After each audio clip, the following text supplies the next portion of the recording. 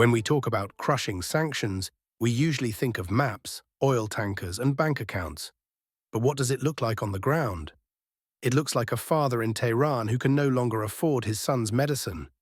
It looks like a mother in Mashhad who can no longer afford milk, and a hospital in Shiraz that has run out of life-saving antibiotics. It looks like a society pushed to the brink of starvation to satisfy a political goal. Today we ask the question the world is too afraid to touch. Is it even humane to destroy a nation's lifeblood, to intentionally cripple its economy and inflict suffering on millions of innocent people, just to force its leaders to surrender? Welcome to World Tide News, where we navigate the powerful forces shaping our world.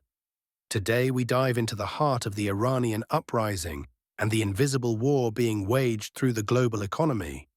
Iran is currently in the grip of what many are calling a resistance economy. But for the people on the ground, it's a survival economy. The Iranian Rial is in freefall, and the cost of basic goods has surged beyond the reach of the middle class.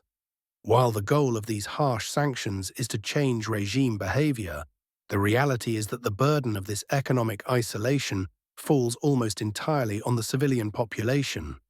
When a country's financial lifeblood is cut off, it's the most vulnerable who bleed first. This brings us to the core of today's debate. Historically, sanctions were seen as a humane alternative to war, a way to exert pressure without dropping bombs. But when you look at the total destruction of a nation's trade and the resulting loss of life from medical shortages and malnutrition, does that distinction still hold? Is a slow-acting economic siege really more ethical than a kinetic conflict? Many people across Iran have a similar story. At the city's main pharmacy for cancer medicine, we meet a man whose father desperately needs drugs. The good news is they're here. The bad news is the price goes up by the hour. In the morning they said 14 million rial. Now they're saying 22 million rial. We asked why the price is increasing and they said because the dollar rate fluctuates. Tehran's Jewish hospital set up in a poor part of the city. Affordable care, whatever your religion. The hospital director, who's also an MP, furious at what's happening. 2 days, the finding of many medication is hard for Iranian patients.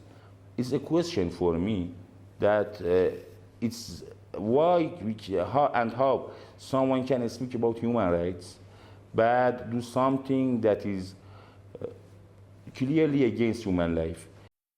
Critics are increasingly calling these measures a form of collective punishment, a violation of the very human rights they are purportedly designed to protect.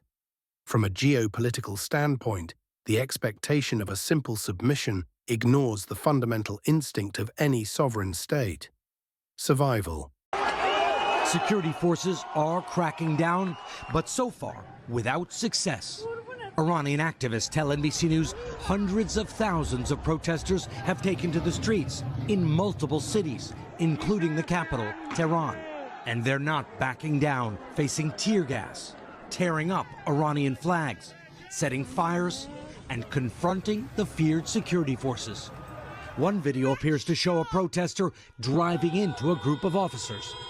The state has largely blacked out the internet to make it harder for protesters to organize and get their message to the world.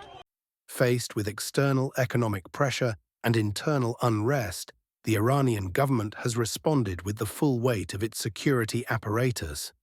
For the leadership in Tehran, this isn't just a matter of policy. It's a battle for the preservation of the state itself. By implementing a nationwide internet blackout and utilizing force to clear the streets, the government is signaling that it will not be coerced by outside forces. To them, these aren't just protests. They are viewed as a direct threat to national security. And like any state facing an existential crisis, they have prioritized order and continuity over the demands of the maximum pressure campaign. And then there is the stance of the Trump administration. With the recent capture of Nicolas Maduro in Venezuela, the message from Washington is clear. The era of maximum pressure is back with a vengeance. President Trump has stated he is locked and loaded to support the Iranian people. But as the death toll rises, Many wonder if this support is a hollow promise. It is highly unlikely that the US will intervene overtly. Instead, the strategy seems to be to let the economic pressure hollow out the regime from within, regardless of the human cost. So we return to our opening question. Can a policy be called successful if it liberates a people only after it has broken them? As Iran stands on the brink, the world must decide if the end truly justifies these devastating means. What's your take? Is there such a thing as a humane sanction, or have we turned economic policy into a weapon of mass destruction? Let us know in the comments below. This is World Tide News, where we follow the evidence, not the alliances. Don't forget to like, share, and subscribe to stay tuned to the changing tides of our world. Thank you for watching. See you in the next report.